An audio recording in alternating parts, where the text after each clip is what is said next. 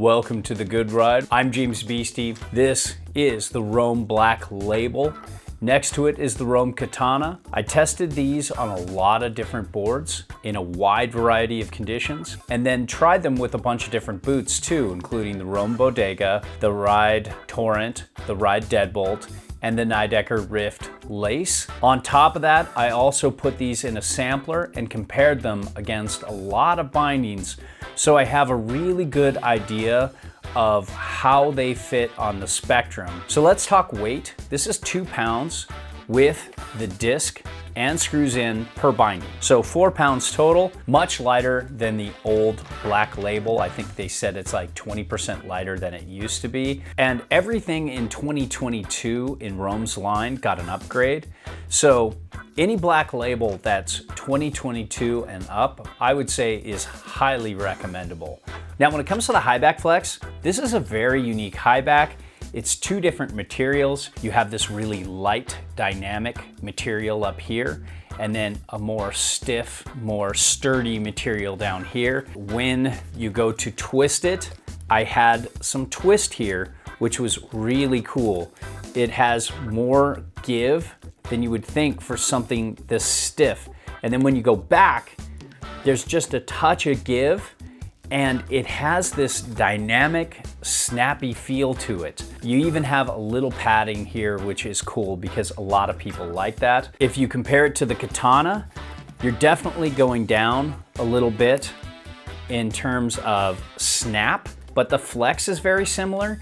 It's got a little give, it's got a little twist. It's hard to twist these because they have that ASIM, but there's some twist here, but you really notice the difference between the Black Label and the Katana. When you get off the Black Label and go to the Katana, you don't quite have the snap in the high back that you do. Now, when it comes to flex underfoot and butterability, it's very similar to the Katana too. They both have this really cool Adidas tactical ADV-like foam that a lot of brands are using.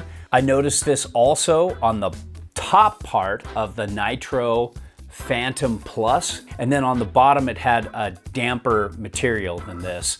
So I actually liked that combo a little better, but this has its own unique personality as well. And what this did is it provides a very easy flexing, buttery feel underfoot. I feel like this is up there with Burton EST, just as good or better than Burton Reflex, and just as good as many full-on mini discs like the Union Strata or the Union Ultra or Union Falcor, which is probably more comparable. And they have a disc this size. Rome has a disc that's a good bit bigger, as you can see here.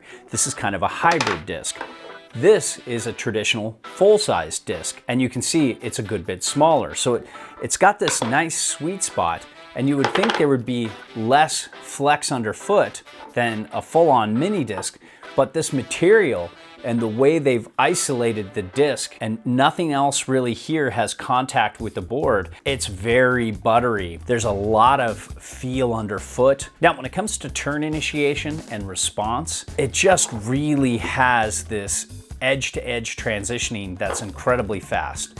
You have good supportive ankle straps that help with the toe side turn, but you also have an adjustable ankle strap angle here. So you can unscrew this here and move this up higher and sits higher on your ankle, so it has more leverage and more response, or you can put it much lower and it will wrap down around more the bottom of your ankle, so you have more freedom of movement and less response. What I found is I like it just about in the middle, upper middle, where there's a little more support, but overall it really has a versatile response. They say from 6 to 9, I kind of agree. Now, when it comes to shock absorption and dampness, I would say the Black Label is very shock absorbent. One of the most shock absorbent bindings I've tried ever, but I would say it's not as damp. For example, my Union Atlas with its all rubber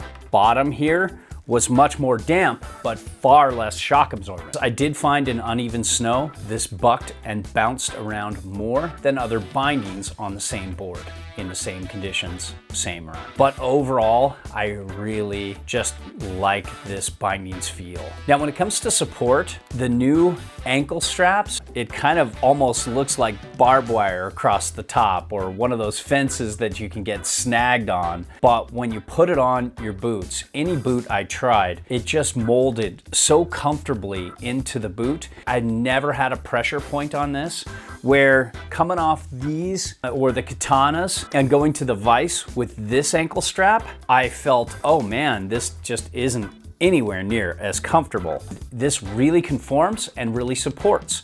The toe straps, they do give a lot, but they put some harder rubber here. So when it goes over the toe, this middle part stretches a little too much for my taste, but eventually it holds. It used to be almost a deal breaker for me, and now it doesn't really bother me that much. I've gotten used to it over the years, and I think it's gotten a little better at holding on the sides, so I don't feel like my boot's gonna move back and forth or slide a little bit, even if it's just a few millimeters. Millimeters matter in snowboarding. As far as ratchets go, they're very good.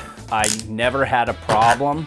They came on and off pretty good. They only caught here and there.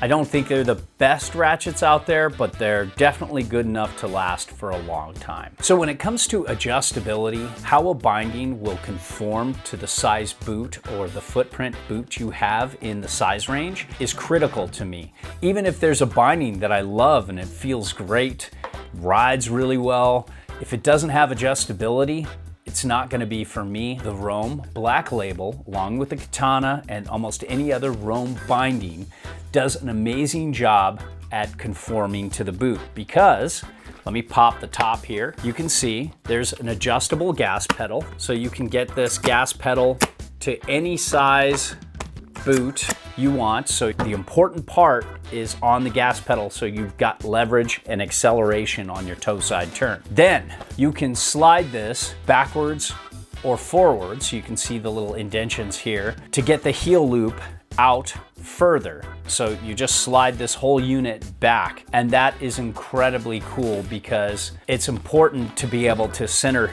your boot in the binding. And when you have an adjustable heel loop and an adjustable gas pedal, you'll probably get your boot centered in the binding. Therefore, you don't need to turn the discs this way, heel to toe, and slide them to get the binding centered. You can turn it this way and then slide it tip to tail to get your perfect stance with it. That's one of the things I love about Rome. Years ago, it used to drive me crazy trying to adjust these bindings and get them dialed out to my boot. Nowadays, it's really good. Then on top of that, the rest of the adjustability is above average for the industry.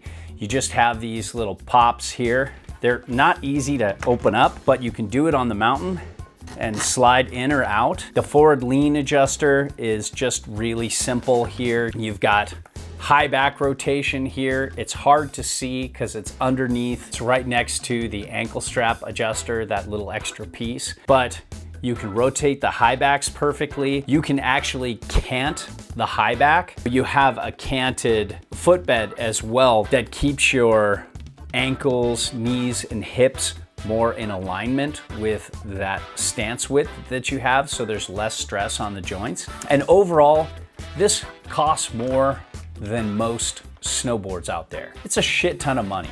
It's a hard binding to commit to. But other than it sometimes being a little too bucky and bouncy with some lighter, more poppy boards, it accentuates that pop too much in my opinion. This is a great binding. And with the right board, it can actually increase the pop